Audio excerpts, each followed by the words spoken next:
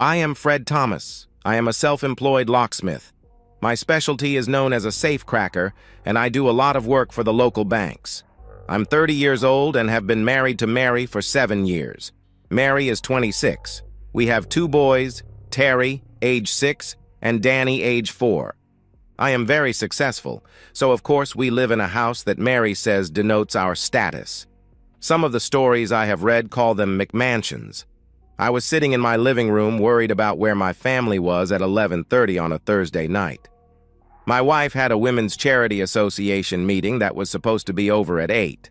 My kids normally stay with my folks or her folks on the meeting nights. I had already spoken to my dad, and he said the kids had not been there tonight. I was just about to call my least favorite person, my mother-in-law, to see if my wife and kids were there. As I was getting up to grab my phone from the kitchen table when the landline rang.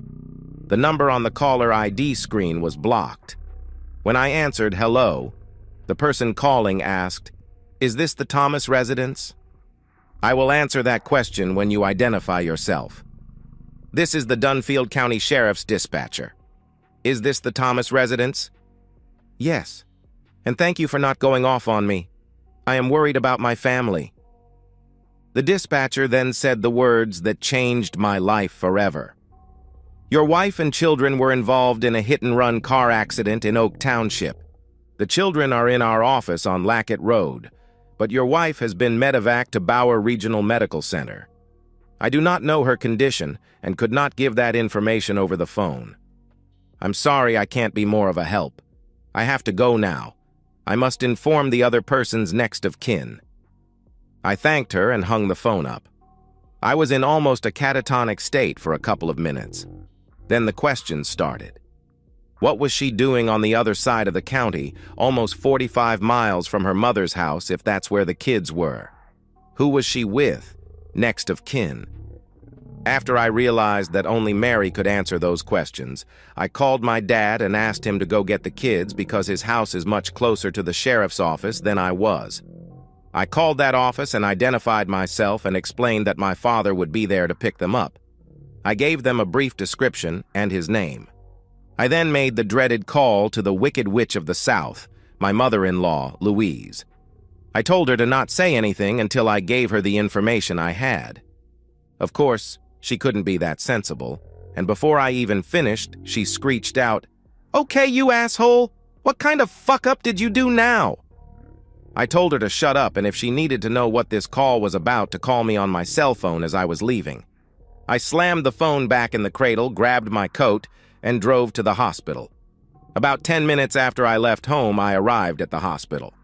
An officious prick of a rent-a-cop stated, "Visiting hours are over. You can't come in."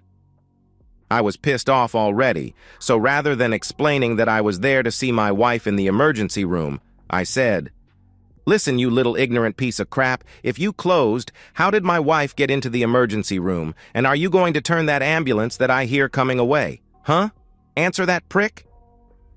The guard at first seemed to get his back up, but my explanation must have sunk in, as he said, "I'm really sorry, but I thought that as you came to the main entrance, that you were here for some routine visits. The ER entrance is just around the side of that door over there. Again, I am really sorry, and I hope everything turns out okay." I mumbled a half-assed apology and ran down to the ER and asked what room Mary Thomas was in. "We do not have anyone by that name here. May I ask what her arrival was about? We have a woman who was airlifted here, but she did not have any ID. Perhaps she is your wife." I just lost it. I screamed in the lady's face. "She was flown into this hospital because she was in a car accident. Now may I see her?" She flinched and apologized. "I'm sorry for my seeming lack of feeling, but we have been having problems with some of the local gangs and troublemakers. I will buzz you through and have someone escort you to her treatment room. I know you probably want to know her condition, but I just don't have that info here." When I got to the treatment room, the desk nurse said that the patient was in the X-ray department and should be returning from there shortly. She told me that I could go into the room and sit until she returned. I got into the treatment room and all I found was Mary's bent glasses and the remains of her dress. I also found a deputy sheriff standing against the wall. "Who are you?" he asked politely. I explained everything that had happened so far. I also asked him to check with his dispatcher to see if my kids had been picked up yet. He said he would, as soon as my wife returned. He also said that my wife was unconscious when she was brought in and had not awoken when they took her to an X-ray. While I was waiting for her to return from the X-ray, I pondered some of the things I was told and what I had observed. Who was the other person in the car? Why was there no underwear or pantyhose with the torn dress? Where was her purse? Where was her car? My contemplations were interrupted by one of the staff asking the usual question about the patient and who was going to be responsible for the medical expenses. By then, I was wearier than angry, and so I politely gave the man the information that I had. About 10 minutes later, they wheeled her back to the treatment room, and a doctor came in and asked me to step outside of the curtain with him. The doctor told me that Mary was extremely lucky to only receive a concussion and a broken arm, as the police said that she was not wearing a seatbelt. He did say that her not waking up was a concern, but her MRI and CAT scans showed no swelling of the brain, and her EEG showed normal activity. The doctor asked me if I had any ideas about what she may have on her mind that might cause her to subconsciously wish to remain asleep. I told him not that I knew. I asked if they were going to admit her and if I could go in and sit with her. The doctor said, "Go sit with her. It can't hurt. And if you were to talk to her, she might even wake up. We are going to admit her and continue monitoring her until she wakes.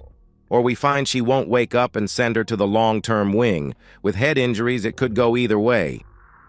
I sat in the treatment room telling her all about my mundane day at work.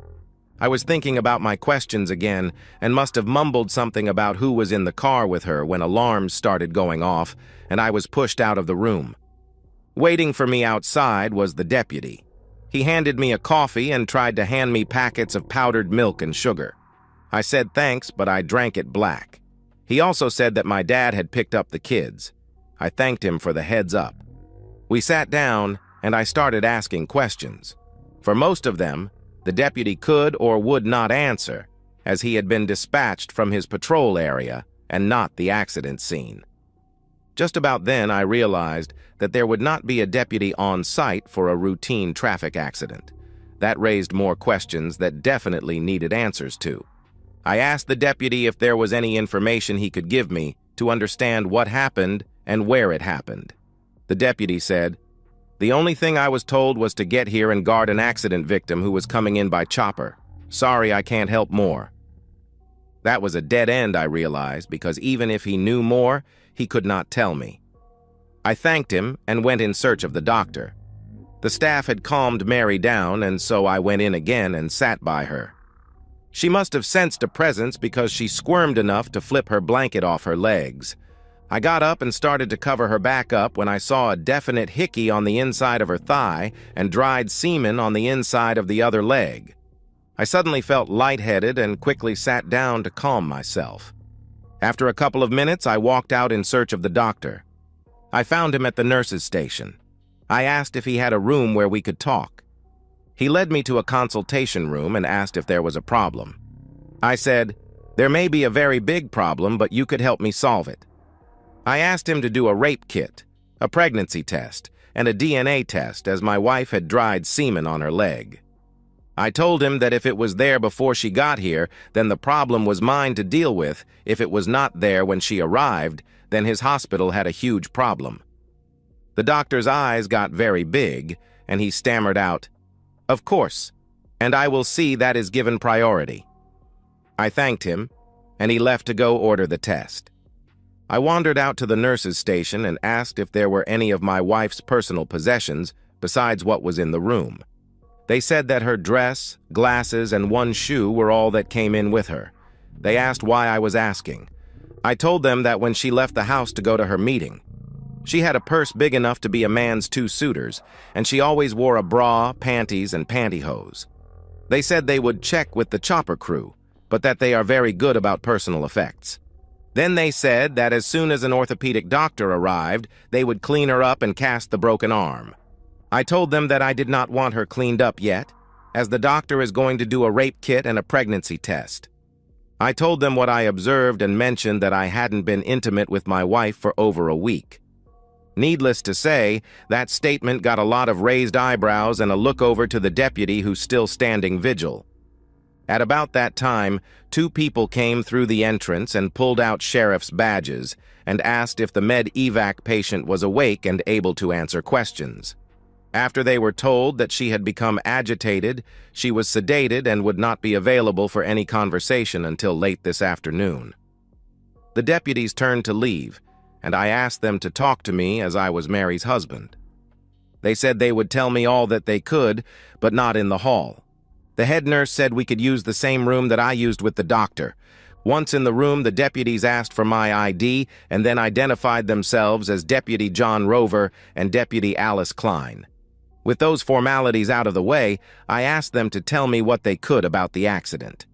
Deputy Rover started. He said, "It looks like about 9:45 p.m. a car traveling at a high rate of speed on Claiborne Road came up to and attempted to pass the car your family was in. That driver did not allow enough room and clipped the corner of the family's car. Their car went into the ditch and flipped until it came to rest on its roof. No one in the front seat was belted in, and the kids were in their proper belted-in car seats. The driver of the other car did not even apply his or her brakes and fled the scene. At about 10:30, a driver saw the taillights in the ditch and called 911. Because of the violent tossing and bouncing motion of the car before it came to rest, at this time, we do not know which of the front seat occupants was driving. Your wife was unconscious and the other front seat occupant was dead." He must have seen the confusion on my face, and he asked, "Do you have any questions?" "Yes. I have a lot of questions, but you probably can't answer some of them. Can you give me the identity of the other occupant other than my family?" "Not at this," Deputy Klein started to say. Deputy Rover held up his hand and asked, "Do you know of a George Krause Jr. of Glenbrook Estates?" "That is my wife's boss's name. Was he the other person in the car?" "Yes. His family has or is currently being notified of his death, and that is the name that the wrecked car was registered to." "Okay, I only have one more question, and I will let you go about your business. Did anyone pick up my wife's purse?" "Yes, we have the purse in our cruiser outside, and I will see that you get it before we leave." "I am, and I am sure Alice is willing to answer any other questions as soon as we are cleared to do that. We are sorry for the trouble this brings you, but your wife was very lucky not to have died also. We will say good night and get the purse." A couple of minutes later, Deputy Klein handed me my wife's purse. After she left, I began looking through the purse and found the missing underwear. The panties were a thong style I had never seen before, and the bra was a revealing type with open areas at the front. There were no pantyhose, but instead, there were stockings and a garter belt. I was almost crushed by that, but when I found that she had pictures in there, I lost it. I went to the nurse's station and told them that I was going home and that I would not be back to pick my wife up, but would make arrangements to have it done. By the time I got home, it was past 4 a.m. I called my answering service and told them that I would not be responding to any calls and to send them to my backup. I then locked my wife's purse in a safe I keep in the shop that I have above our garage. I then tried to sleep. I slept a little and woke up at 10 a.m. I started making plans to handle the situation. I made a list of things that had to be done. I needed to protect my business, my money, and my kids. I called the bank that I use for my business and locked down all of my business accounts. I then called the bank where we have our personal accounts and did the same thing. I canceled all of our credit cards except the one that still had a small balance. I then called my dad and asked him if he would be willing to help me do something very unusual, take the kids and go to his cottage for a couple of weeks and not talk to anyone while he was there. Of course, he asked why, and I told him what had happened and what I found. I also told him that my next call was to find a divorce shark. I then called my business lawyer and friend, Jack Wilson, and asked him to give me the name of the meanest asshole of a divorce lawyer. While I was talking to him, he assured me that Mary could not get any part of my business, as we had incorporated, and she only had one share of stock. I thanked him and said that I would see him as soon as I knew more. The name that Jack gave was a surprise. It was a classmate of mine, Susan Van Deer. We had dated in high school and found that we had very little spark and parted on friendly terms. When I called her office, her secretary put me through as soon as Sue was available. After a few seconds of, "Hi, how are yous?" Sue asked why I needed a divorce lawyer. I related everything that I had found out and all of the circumstances. I told her to do her worst. I told her that because Mary took the kids with her on her tryst, I would insist on sole custody of the kids, with supervised visits only. I also wanted to sue the dead asshole's company for every penny we could get. The last thing I said was, "Do not serve her until she is released from the hospital." After those things were taken care of, I sat back in my chair and pondered some things that were still unanswered. How long had it been going on? Was this the first guy? Where the hell is her car? I had no answers, so I girded my loins and started to enter the lion's den by calling the Wicked Witch. It was then that I had my first laugh of the day, as I realized that my cell was still on the kitchen table. I looked and there were 7 calls from her. I called her and listened to her tirade for about 90 seconds when I had enough. I used my best window-breaking whistle to get her attention and said, "Listen, stupid. If you would have shut up last night instead of going off on me, you would know what is going on. Now, do you want to know, or am I too much of a worthless good-for-nothing to tell you that your daughter is in the hospital?" She started in with, "Why didn't you?" I interrupted with, "When I tried to tell you last night, you didn't let me. But of course it was my fault, and because I am such an insensitive jerk and uncaring asshole, that in my panic I forgot my cell phone in my rush to get to the hospital. Now do you want to listen?" I heard a sheepish, "Yes." Mary and the kids were in a hit-and-run car accident in Oak Township. The kids are with my father and are okay. Mary is in Bauer Hospital with a concussion and a broken arm, and the man she was with is dead. She came back with, "What man?" Her boss, and it was likely not the first time since Mary has pictures of them being intimate. "Now I know you're being an asshole," she replied. "I have the pictures. I also have talked to a lawyer, and she will be served divorce papers as soon as you got her from the hospital." "I get her. Aren't you going to get her?" "No, and I am not even going to talk to her except through my attorney. She is not welcome here in this house without an officer of the court." I was finally letting some of my anger out, and I said in about a shout, "She endangered my kids while getting her rocks off with someone she should not have even been with. You can tell her I said that when and if she asks why I was not picking her up. I am also taking a restraining order out that she is not to come in contact with me or the kids without a court officer being present." I calmed down and apologized for yelling and said I had to go as I had a lot of things to do. Louise said that she was sorry about all the bad things she said and that I did not deserve what Mary had done to me. She then hung up. I called Sue back and told her that I had forgotten that I wanted the restraining order and told her why. She said that she was going to call me about something like that.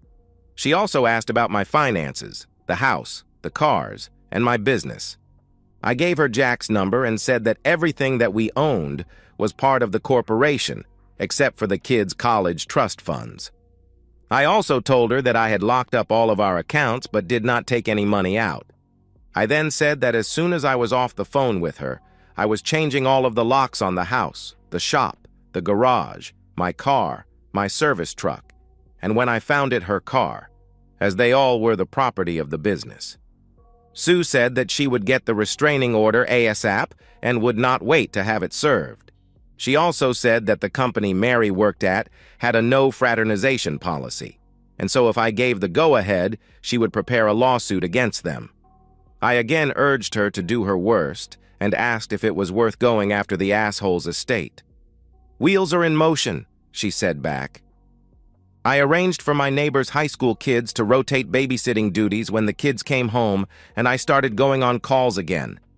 The 2 young ladies, Lydia was 18 going on 30, and Angie was 16 almost 17. They loved my boys and said that when they couldn't cover, their network of girls could. I set up a payment schedule and gave the girls a couple of daily limit debit cards for stuff they might need for the boys. I finally sat down and popped a Gatorade and considered all that I had discovered. I also contemplated what might happen going forward. Saturday morning, the hospital administration called and said that Mary had awakened and asked when I was coming down to visit. I asked to talk to the duty nurse on her floor and was transferred. After identifying myself, I asked for an update on her condition. When the nurse said she could not give me that information on the phone, I said, "I'll be there in a couple of hours. I haven't eaten since last night." She said my wife would be glad to hear that. I will not be visiting my wife. I am just interested in her medical status. Would you also check and see when the treating ER doctor will be available for a meeting and to go over the results of the special test he did last night? The nurse asked what she should tell my wife. I said, "I do not want you to tell her anything, but if you do, just say that the accident changed things and I have to deal with them. Also, say that I found her purse and I have it here at my house." I thanked her for the care she was giving Mary and that as soon as I could get there, I would. I ate some stuff that I scrounged from the refrigerator and drove to the hospital. The ER doctor and the head floor nurse were both available. I found out that Mary was going to be released the next day and that the floor nurse asked when I would be available to pick her up. I just laughed and said, "When pigs start flying." I then related the story and that I was going from talking to her to talking to the doctor who did the rape kit. The nurse said that she understood and left to continue her duties. I spotted a stranger heading for Mary's room. A few seconds later, a scream came from her room, and so I assumed that she got the restraining order. I went to the lobby and had the ER doctor paged. He arrived a few minutes later and took me into his work area. The news was both good and bad. The semen was too old to have come from either the hospital staff or the helicopter crew. The bad news was it was at least likely that it belonged to the deceased driver. The doctor also found indications of anal penetration. He had all of that information in a written report. That really pissed me off. I have asked many times to try anal and was told that that was too nasty, so after several such responses, I let it drop. I thanked the doctor and took the report, left the hospital, and went to the lawyer's office to give her the report. Sue just about creamed her jeans when she read the report. That it was a real gotcha document. Sue did ask me why I asked for the rape kit, as that question will come up if Mary's lawyer decides to contest the divorce. I explained that I saw the semen, and from everything that I was told, Mary had not been conscious at any time since the accident. I told Sue that stockings and panties were missing when Mary was in the ER, and I wanted to find out if she had been raped. Mary was released and went to her parents' house. She and her mother had called me and screamed into the phone. I ignored Mary's call, but called my soon-to-be ex-mother-in-law, and when she picked up, she just started screaming, so I hung up. The phone rang again before I took 3 steps away. I saw who it was and let it go to the answering machine, and a very meek voice asked me to call her back. When I did, I told her to put her husband Ray on, or I would hang up again. She did, and I explained to him that I would not be screamed at by his shrew of a wife. I also said to him that if he needed an explanation, ask his daughter why she took her kids with her on her cheating tryst. He said that he had put the phone on speaker and both women had just fainted. He laughed and said that they were both drama queens, and after all these years he just ignored them. Then he got serious and asked if I was going to cut them off from their grandchildren. I assured him that he and the shrew could come over or the kids could visit, but Mary could not be with them unless a court officer was there. If the restraining order was lifted, that would of course change, but I was going to try to have it made permanent. He said he was sorry about how I felt, but that he understood.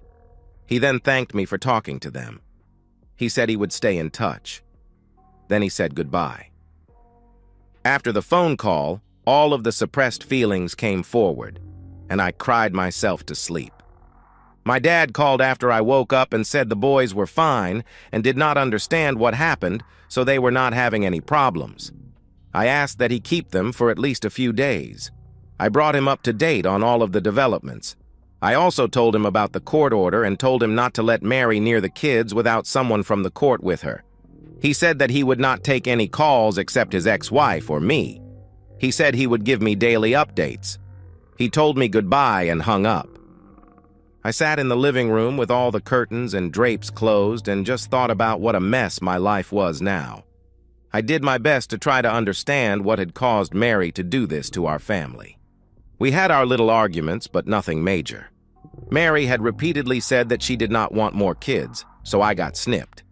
After that, until about 3 weeks ago, we had a rich, if somewhat vanilla sex life, at Mary's insistence. We didn't have any money problems. Mary only worked because, in her words, "I'm not just a housewife and I'm bored." She had worked for the company her boss worked at for about 15 months. I was not getting anywhere, when a very mean and cruel thought occurred to me. I called my father-in-law. When the shrew answered, she was subdued. I asked to talk to her husband. When Ray came on, I asked him to also put the phone on speaker. I then asked him to ask my wife how the kids' car seats got into her boss's car. Then, before anyone could say anything, I asked where the company car that Mary was driving was, as I needed to recover it since she was not going to ever use it again. I heard that laugh again, and he said this time only Mary fainted, but Louise was red-faced, angry, and ready to scream. I said I was sorry for putting him through all this, and he could call me when he got the answers. At that point, I remembered that all of our vehicles had a GPS locator in them. The corporation's insurance vendor insisted on it for recovery in case of theft. I got on my computer and brought up the program that I had that read the GPS. Her car was at a local Mickey D's. It was close enough that I got Snoopy to go with me to drive it home. I had Snoopy put the car in the garage. It had the car seats that I bought for the kids in it. I locked everything up. I called Ray back and told him about the car. He told me that Mary was very upset and would not tell him anything. I explained that when the other papers were served, he should have some smelling salts around. I asked him to put the phone on speaker again and asked, "Ask Mary whose idea it was to duplicate the child seats into her boss's car? And if she was not planning a long-term cheating arrangement, when was she going to have me served with divorce papers? Also, let her know I have her purse and the pictures are eye-opening." I heard a thud in the background and Ray laughed again. I also told him that Mary should contact an attorney because she needs to protect herself in the divorce. Ray got a catch in his voice and asked if there was a chance to call the divorce off. I told him I did not think there was any way it could be stopped because of the danger she put the kids in and the disrespect she showed by taking them with her to meet with her lover. I also said that she would not be able to get anything from the house without someone from the court. But if Ray wanted to come over, I would help him get any clothes, and clothes only, that Mary might need. Ray said that he would check with Mary and be over to get what she needed. The boys were too young to understand what was going on, but they loved the girls. Mary tried to call me, but I hung up after telling her to set up a meeting in either of the lawyers' offices. I said I would otherwise record all calls. Mary was fired for violations of the no-frat policy. She called and screamed at me, but I just said that she had signed for the employee manual. If she did not read it, it was not my fault. Mary made arrangements to take the boys for a weekend, and Ray said she had a fit when she had to pay for the court official. Apparently, that was the law in our area. The lawsuits dragged through the courts until the hit-and-run driver was caught. It was George's wife, and she showed no remorse for killing him. That caused the company and George's estate to settle. It also took the wind out of Mary's sail in fighting the divorce. She claimed that she did not know George was married. And that's the end of today's story. If you enjoyed it, please give this video a thumbs up and drop a comment below. Your support helps the algorithm push my content further. If you're new to the channel, don't forget to hit that subscribe button. It really helps me keep creating more stories for you. Thanks for watching, and I'll see you in the next one.